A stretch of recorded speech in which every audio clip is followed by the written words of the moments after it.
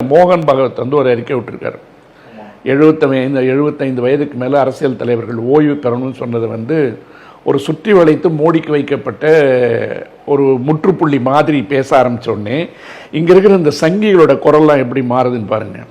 அதாவது மோடி வந்து அவர் தான் விஸ்வகுரு, உலகத்துக்கே வந்து வழிகாட்டுகின்ற தலைவர்னு சொல்லிக்கிட்டு இந்த சங்கி குரூப்பில் இருக்கிற 3% இப்போ என்ன சொல்கிறான்னு கேட்டிங்கன்னா, நாங்கள் சில பேட்டிகள்லாம் பார்க்குறேன், ஆர்எஸ்எஸ் வந்து ஆட்களை விதைத்து கொண்டே இருக்கும், இன்னும் 50 ஆண்டுகளுக்கு அவர்கள் தலைவர்களை தயாரித்து வைத்திருப்பார்கள், மோடி என்பவர் மட்டும் முழு முதன்மையான தலைவர் இல்லைன்னு சொல்லிட்டு மோடிக்கே ஆப்படிக்கிறான்.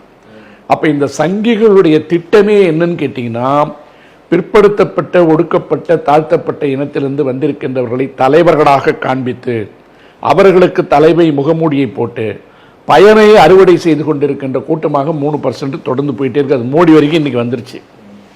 இப்படிப்பட்ட ஒரு கூட்டத்தோட வந்து எடப்பாடி பழனிசாமி வந்து கூட்டணி வைப்பது என்பது நிர்பந்தத்தின் அடிப்படையில் என்பது அனைத்து இந்த அண்ணா திராவிட முன்னேற்ற கழகத்தில் இருக்கின்ற அடிமட்ட தொண்டன் வரைக்கும் தெரியும். அவனை நீங்கள் 2 கேள்வி கேட்டீங்கன்னா, திமுகவை தோக்கடிக்கணுமான்னு கேட்டீங்கன்னா கண்டிப்பாக தோக்கடிக்கணும்னு சொல்லுவான். அது அவனுடைய அடிப்படை கொள்கை. ஆனால் அதை பாரதிய ஜனதாவுடன் தான் சேர்ந்து செய்ய வேண்டுமா என்று கேட்டால் பெருவாரியான அண்ணா திராவிட முன்னேற்ற கழக தொண்டர்கள் அதை ஒத்துக்க மாட்டான்.